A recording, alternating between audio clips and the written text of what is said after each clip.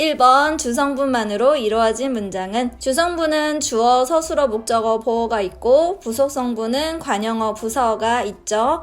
그래서 문장에서 관용어와 부사어가 있는지 찾아보시고 관용어와 부사어가 없는 문장을 고르시면 되겠습니다. 1번 학생들이 조용히 공부를 한다. 여기서 조용히는 뒤에 나오는 동사 한다를 수식하죠. 그래서 조용히는 부사어가 되고요. 2번 어머니께서 맛있는 음식을 만드셨다. 음식은 음식인데 어떤 음식? 맛있는 음식. 그래서 맛있는은 뒤에 나오는 명사 음식을 수식하죠. 그래서 맛있는 이 부분은 관용어가 됩니다. 3번 선생님은 정말 열심히 학생들을 가르쳤다. 여기서 가르치다 라는 동사를 수식하고 있는 열심히 가르치신 거죠. 그래서 열심히가 부사어가 되고 열심이긴 열심인데 어떻게 열심히? 정말 열심히 해서 뒤에 나오는 열심히라는 부사어를 수식하는 정말도 부사어가 됩니다. 5번 이번 국어시험이 너무 어려워서 많은 학생이 울었다. 이 문장은 사실 이어진 문장이고요. 서술어가 2개 있어요. 어려워서 라는 것도 서술어이고 울었다 또 서술어인데 우리가 이미 배운 거니까 한번 확인해 보면 이어진 문장 중에서도 앞에가 원인이고 뒤에가 결과에 해당되는 종속적으로 이어진 문장이라고 할 수 있겠네요. 앞에서부터 보면 시험은 시험인데 어떤 시험이냐? 국어 시험이다. 그래서 국어는 뒤에 나오는 시험을 수식하는 관용어 그리고 국어시험을 한 묶음으로 해서 어떤 국어시험? 2번 국어시험. 그래서 2번도 뒤에 나오는 명사를 수식하는 관용어라고 할 수 있겠습니다. 어려웠는데 너무 어려운 거죠. 그래서 너무는 어려워서를 수식하는 부사어가 되고요. 학생은 학생인데 많은 학생. 그래서 학생을 수식하는 많은은 관용어가 됩니다. 정답은 4번인데요. 4번은 문장이 좀 길죠. 역시 이어진 문장입니다. 이어진 문장 중에서도 나열의 관계로 대등적으로 이어진 문장이 되는데요. 앞에 부분, 뒤에 부분 모두 서술어가 되다예요. 이 되다는 필수 성분으로 보어를 반드시 필요로 하죠. 그래서 나는 주어, 중학생이 보어, 되고 서술어, 동생은 주어, 초등학생이 보어, 되었다 서술어 이렇게 문장이 모두 주성분만으로 이루어져 있습니다. 1번 문제의 답은 4번이고 제가 1번 조금 천천히 설명드렸는데요. 이런 식으로 하나씩 확인하면서 문제풀이 하시면 되겠습니다. 2번 밑줄 친 문장 성분 중 부속 성분이 아닌 것은 부속 성분에는 관용어와 부사어가 있으니까 관용어와 부사어를 찾으면 되겠네요. 1번은 활짝이라고 하는 부사어가 있죠. 뒤에 나오는 피었다 라는 형용사를 수식하고 있습니다. 3번 빨간이 바로 관용어인데요. 뒤에 나오는 명사 원피스를 수식하고 있습니다. 4번 밖에서가 부사어인데요. 들리다 라고 하는 동사를 수식하고 있죠. 그래서 밖에서는 부사어이고 여기에 에서라고 하는 부사격 조사를 확인할 수 있습니다. 5번 가긴 갔는데 어디로 갔다? 집으로 갔다. 그래서 역시 뒤에 나오는 동사 갔다를 수식하는 부사어 집으로가 있고요. 여기서도 으로가 부사격 조사라고 할 수 있습니다. 정답은 2번인데 비가 와서 소풍을 연기했다. 소풍을이 바로 목적어가 되고요. 을이라고 하는 목적격 조사가 사용이 됐습니다. 목적어는 부속성분이 아니고 문장에 꼭 필요한 주성분이죠. 2번의 정답은 2번입니다. 3번 독립 성분에 대한 설명으로 적절한 것을 고르는 문제인데요. 1번부터 볼게요. 꼭 필요하여 생략할 수 없는 문장 성분이다. 이 설명은 주성분에 대한 설명이죠. 주성분에는 주어, 목적어, 보어, 서술어가 있습니다. 2번 서술어 되다, 아니다 앞에서 의미를 보충하는 말은 주성분 중에서 보어를 설명하는 말이 되겠고요. 3번 체언, 용언 앞에서 그 뜻을 꾸며주는 역할을 한다. 체언을 꾸며주는 문장 성분은 관용어이고 용언을 꾸며주는 문장 성분은 부사어고요.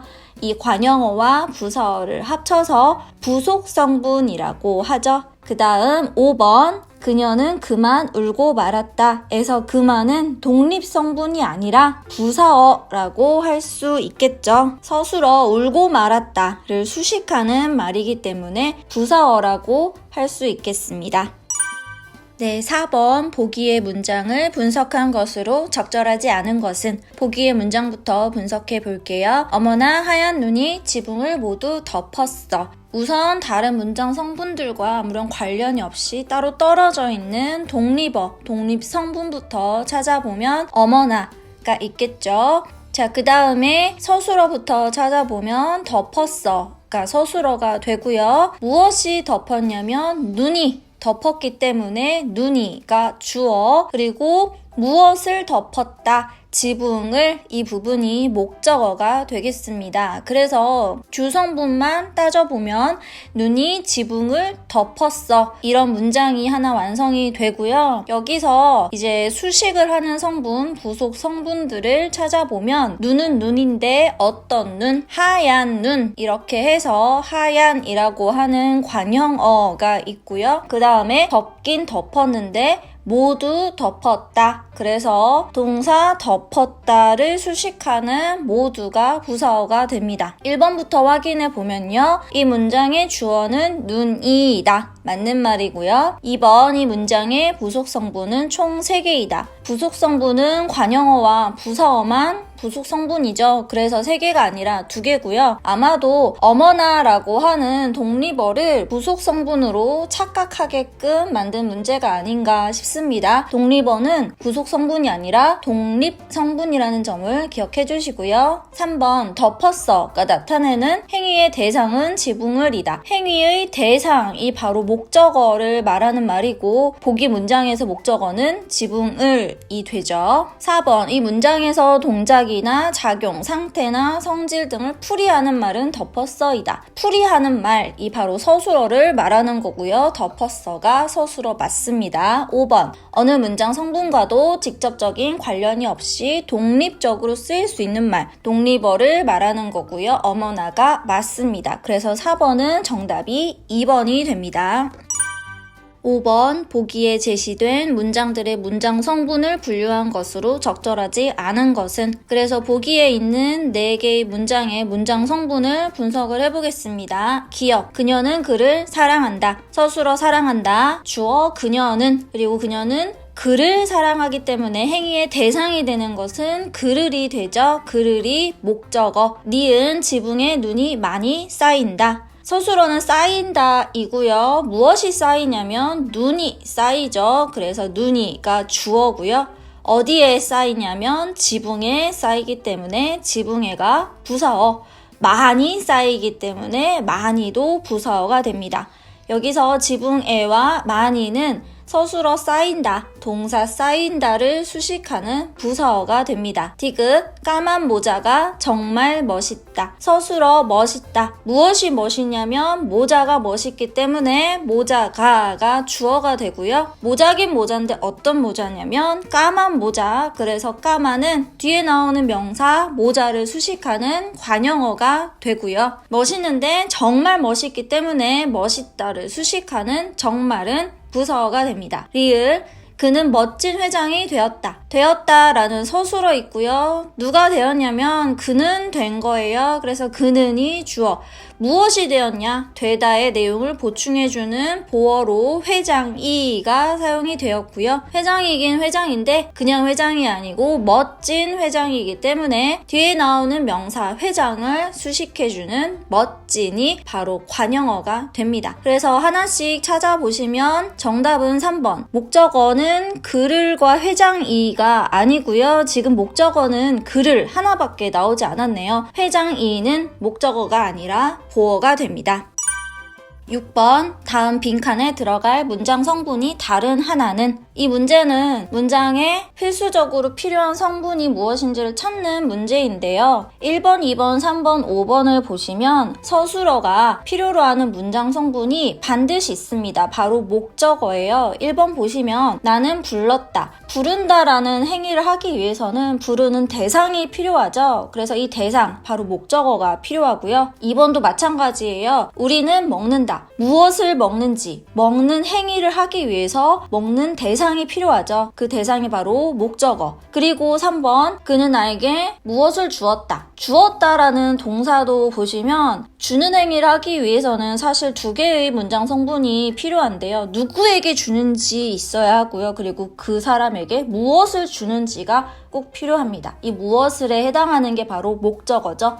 5번도 보시면 비가 와서 우리는 무엇을 연기했다. 연기하는 행위를 하기 위해서는 그 연기하는 대상이 무엇인지가 꼭 필요합니다. 이게 바로 목적어고요. 그래서 1번, 2번, 3번, 5번은 모두 다 목적어라는 주성분, 필수 성분이 필요한데 4번, 그녀는 원피스를 입었다. 사실 네모 안에 있는 문장 성분이 없어도 이 문장은 완결된 문장이 되고요. 그래서 이 네모 안에는 부속 성분인 관형어나 부사어 둘 다 들어갈 수 있는데요. 원피스긴 원피스인데 어떤 원피스냐? 빨간 원피스다 라고 하면 빨간이라고 하는 관형어가 들어갈 수 있겠고, 그녀는 빨리 원피스를 입었다 라고 빨리라는 부사어가 들어가면 이 부사어는 입었다 라는 동사를 수식하는 성분이 되겠죠. 그래서 6번은 정답이 4번이 됩니다.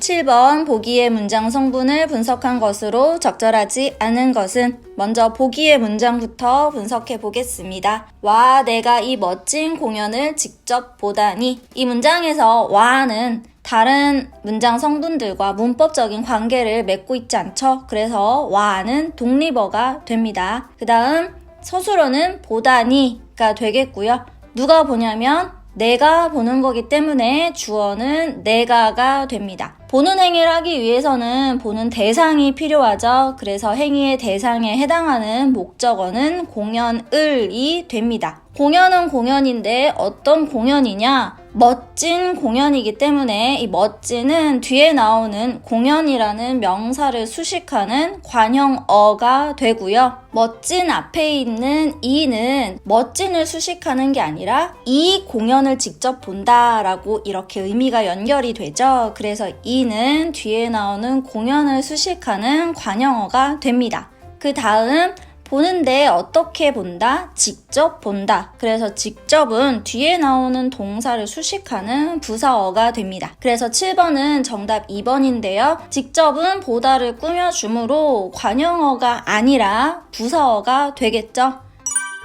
8번 문장 성분의 역할에 대한 설명으로 적절하지 않은 것은. 1번, 2번, 3번, 4번 전부 맞는 말이고요. 답은 5번인데 문장이 다른 성분과 밀접한 관계없이 독립적으로 쓰이는 말은 부사어가 아니라 독립어이고요. 부사어는 주로 용언의 뜻이 분명하게 드러나도록 꾸며주는 말인데 용언 말고도 문장 안에서 관형어, 부사어, 문장 전체를 수식하기도 합니다. 수식의 범위가 굉장히 넓다고 제가 보충 설명도 드렸습니다. 9번 다음 중 조건에 맞는 문장은. 조건이 2개인데요. 우선 혼문장이어야 하고 주어, 서술어, 목적어로만 구성되어 있어야 한다고 하네요. 그러면 1, 2, 3, 4, 5번 문장의 문장 성분을 전부 분석해서 주어, 목적어, 서술어 한 번씩만 나오는 문장을 찾으면 되겠죠? 일단 정답은 2번이고요. 친구들은 당신을 기다립니다. 서술어는 기다립니다. 누가 기다린다? 친구들이 기다린다. 그래서 친구들은 이 주어고요. 누구를 기다리냐? 당신을 기다린다. 기다리는 대상, 당신을이 목적어가 됩니다. 나머지 문장들도 문장 성분을 분석해 볼게요. 1번, 진짜 세상이 다가옵니다. 이 문장의 서술어는 다가옵니다. 무엇이 다가오냐? 세상이 다가오기 때문에 주어는 세상이가 되고요. 세상은 세상인데 어떤 세상? 가짜 세상이 아니고 진짜 세상. 그래서 여기서 진짜는 세상이라는 명사를 수식해주는 관형어가 됩니다. 그래서 1번은 주어와 서술어가 한 번 있는 혼문장입니다. 훈문장이라는 조건은 맞는데 목적어가 없죠. 3번 가상 세계에서 벗어나 진짜 세상을 만나요. 이 문장은 서술어가 2개 있는 겹문장인데요. 서술어 먼저 찾아보면 벗어나 있고요. 만나요 있습니다. 그래서 2개의 서술어가 지금 나란히 이어져 있는 이어진 문장이고요. 이 문장은 전체적으로 주어가 생략이 되어 있어요. 아마 우리는 이라던가 너는과 같은 불특정 다수에 해당하는 주어가 사용되었을 때 이렇게 생략이 되는데요. 가상 세계에서가 부사어, 그리고 세계긴 세계인데 어떤 세계냐? 가상 세계다. 그래서 가상은 세계를 수식해주는 관형어가 됩니다. 뒷부분도 똑같은데요. 만나는 주체인 주어는 일단 생략이 되어 있고요. 무엇을 만나냐? 만나는 대상이 있습니다. 세상을 이라고 하는 목적어 있고요. 세상은 세상인데 어떤 세상? 진짜 세상. 그래서 진짜는 관형어가 됩니다. 4번 스마트폰을 손에서 놓고 주변을 돌아보세요. 이 문장도 서술어가 2개 있는 겹문장이고요. 앞에 있는 놓고라는 서술어에 대응되는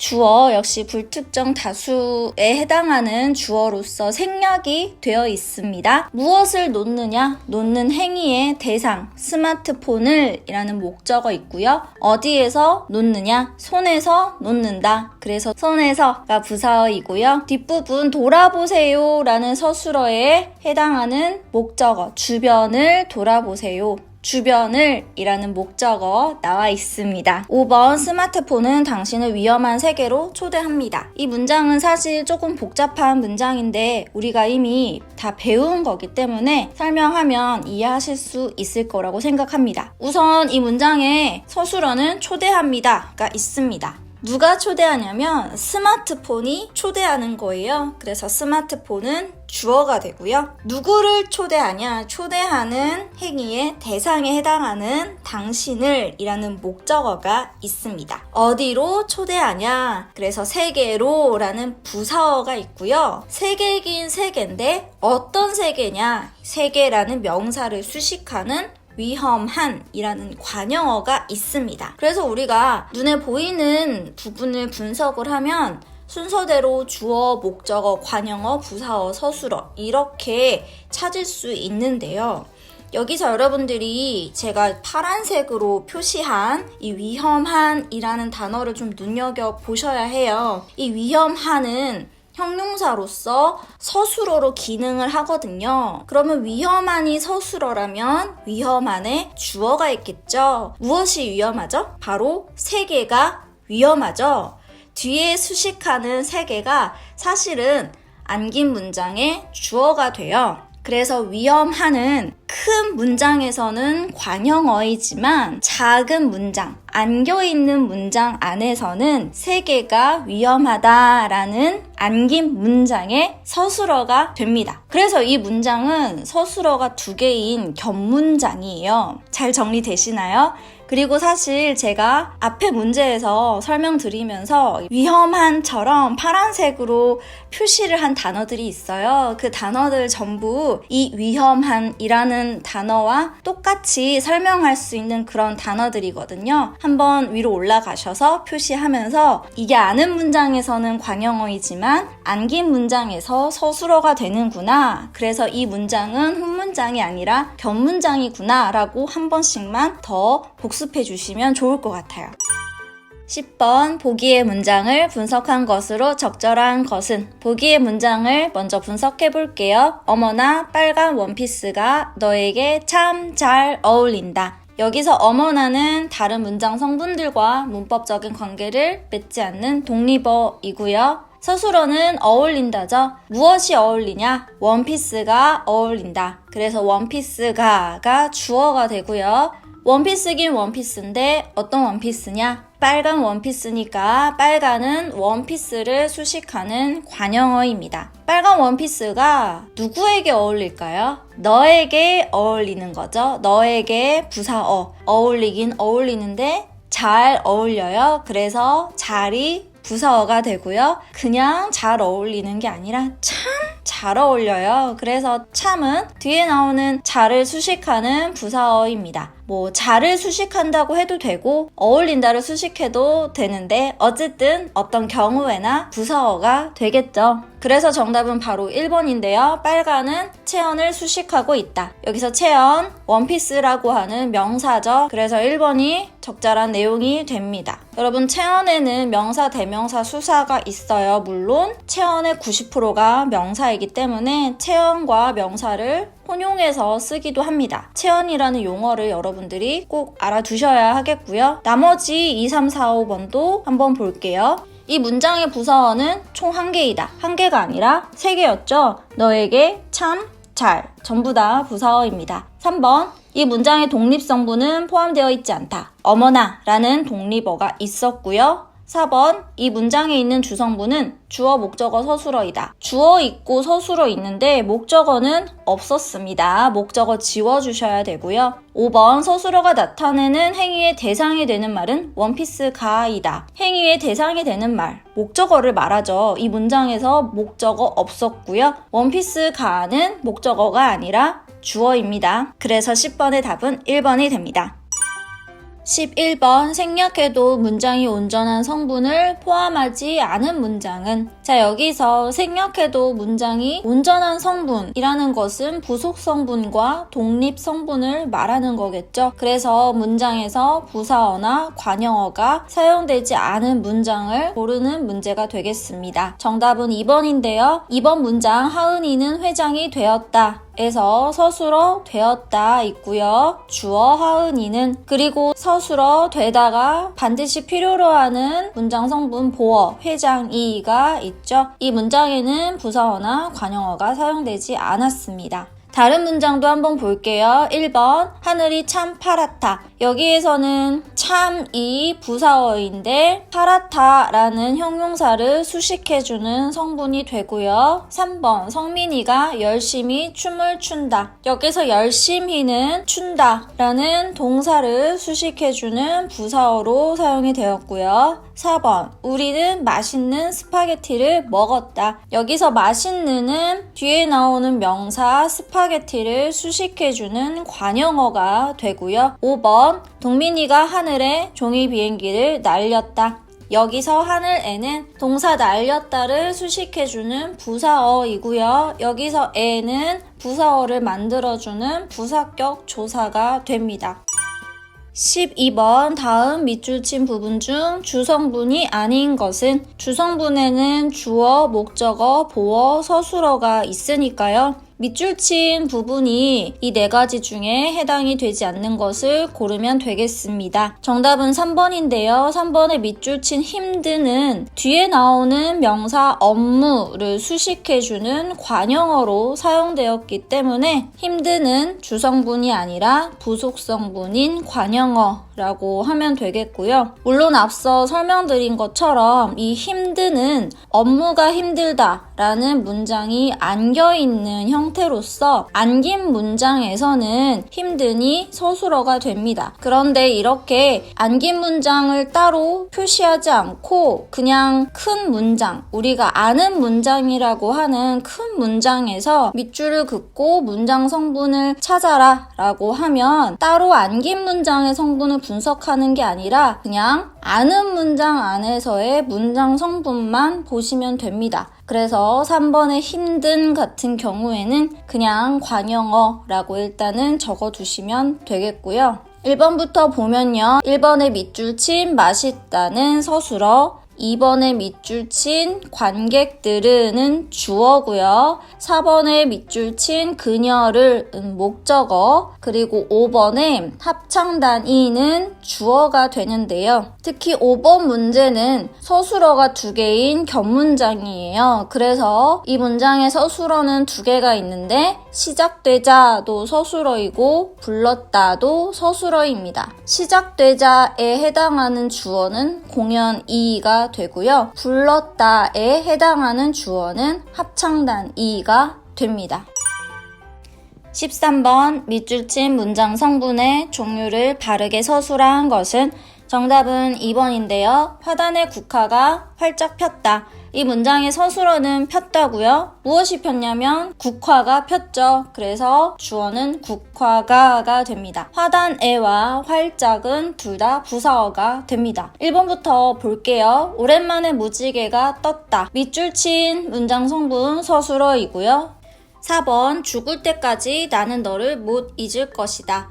이 문장은 조금 복잡한 형태인데요. 일단 이 문장의 서술어는 것이다입니다. 그런데 의미가 좀 불분명하죠. 이 것을 수식하는 잊을이라고 하는 관형어가 있고요. 그리고 이 있다를 수식하는 못이라는 부사어가 있습니다. 그래서 의미상 한 묶음으로 못 잊을 것이다 이렇게 이어지겠죠. 그리고 이 잊는다는 행위를 하는 주체, 주어로 나는이 있고요. 무엇을 잊고 못 잊을 것이냐? 바로 너를 이라는 대상이죠. 그래서 너를이 목적어가 됩니다. 를이라고 하는 목적격 조사가 사용이 되었고요. 그래서 나는 너를 못 잊을 것이다. 이것이 하나의 주어 서술어가 있는 문장이 되는데요. 언제까지 라고 해서 앞에 죽을 때까지 라는 부분은 의미상 못 잊을 것이다 라고 하는 이 행위를 수식하게 됩니다. 그래서 이 죽을 때까지의 때까지가 부사어가 되고요. 역시 그냥 때까지 하면 의미가 완벽하지 않기 때문에 이 때를 수식해주는 죽을이라고 하는 관형어가 수식해주는 형태인데요. 이렇게 복잡해진 이유가 바로 이 때 와 것이라고 하는 의존명사 때문이에요. 이 의존명사는 문장 안에서 혼자 쓰일 수 없고 반드시 수식하는 관형어가 필요하거든요. 4번 문장에서는 죽을이랑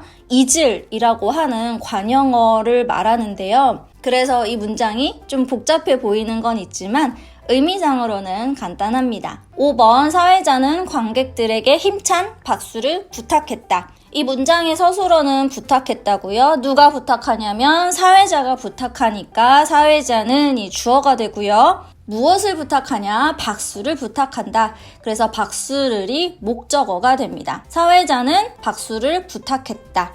누구에게? 관객들에게. 그래서 관객들에게라는 부사격 조사 사용되었기 때문에 부사어이고요. 박수긴 박수인데 어떤 박수냐? 힘찬 박수다. 그래서 힘찬은 관형어가 됩니다. 그런데 이 힘차다라고 하는 것 자체가 상태나 성질을 의미하는 형용사이기 때문에 하나의 서술어로 기능을 합니다. 무엇이 힘차냐라고 하면 바로 박수가 힘찬 거죠. 그래서 이 문장은 박수가 힘차다라고 하는 문장이 안겨있는 겹문장이 되고요. 박수라는 단어가 중복되었기 때문에 생략이 된 거예요. 그래서 이 힘차는 아는 문장에서 관형어인 동시에 박수가 힘차다라는 안겨있는 문장의 서술어가 됩니다. 그래서 5번은 겹문장이 됩니다. 비슷한 형태를 가진 문장들을 계속 반복해서 보고 있으니까요. 아마 조금 어렵다고 느껴지더라도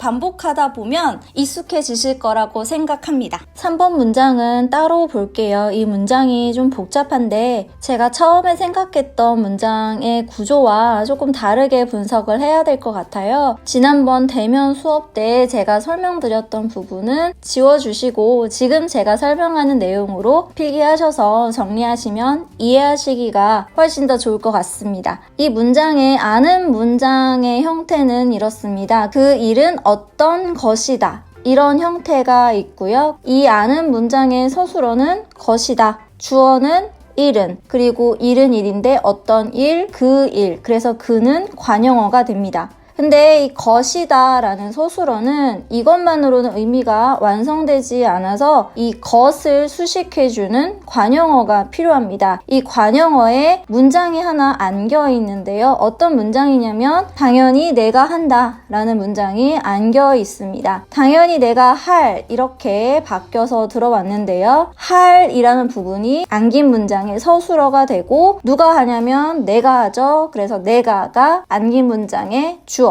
그리고 당연히는 내가 한다 라고 하는 문장을 수식하는 부사어가 됩니다. 그래서 이 아는 문장은 당연히 내가 한다 라는 문장이 관형어로 안겨있는 문장이라고 할 수 있겠습니다.